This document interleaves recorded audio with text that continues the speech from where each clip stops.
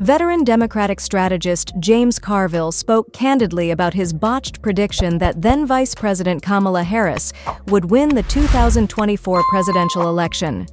In the final weeks of the election cycle, Carville made the media rounds expressing confidence that Democrats would keep President Donald Trump out of the White House, even penning an op-ed in the New York Times titled, "3 Reasons I'm Certain Kamala Harris Will Win." The polls looked even, all right. I thought that Harris had more money. She also had more storefront locations. She had more doorknockers. Definitely had better surrogates with 2 ex-presidents out there. Trump was going around with Scott Baio or something. And I thought a combination of all of that would be worth 1.5 points. It was not, Carville told Fox News Digital in an interview. Coincidentally, Trump ended up winning the popular vote by 1.5 points over Harris and ultimately won the presidency with 312 electoral votes. You relearn the oldest lesson in politics. The greatest motivator of turnout, of voting, of persuasion is a reason. If you don't have a reason, you can't win, Carville said. People had a reason to vote for Trump. The one reason that they were looking for, I should have taken this into more account, was people wanted some change. Carville recalled Harris's now infamous appearance on The View when she was asked what he called the money question. What would she have done differently from President Joe Biden? She responded, "There is not a thing that comes to mind." She completely flubs it, Carville said.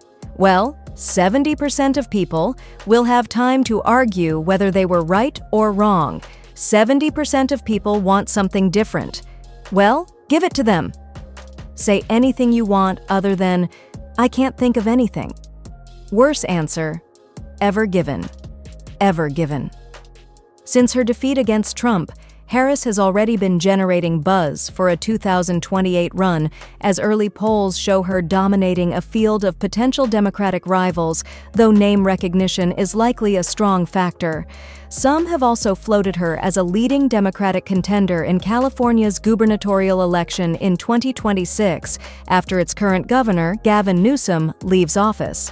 When asked whether Harris should either run for governor in 2026 or president again in 2028, Carville refrained from taking a strong position. "I don't propose that somebody should or shouldn't run for office," Carville said. "If she runs for president again, she's got to be a lot better candidate than she was in 2024. Maybe she is." The former Clinton operative remained convinced Harris would have been a much better candidate had Democrats held an open primary following Biden's abrupt exit from the 2024 race, swiping those like CNN commentator Bakari Sellers for talking down such an idea, something Carville suggested was a regrettable decision by his party. But when asked if it were up to him if he'd like to see Harris run again, he again didn't take a firm stance.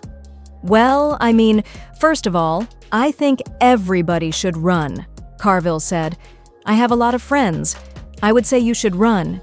You know, the more, the merrier, I think. And look, she's a former vice president. She's a former prosecutor in a big city, apparently very good at it.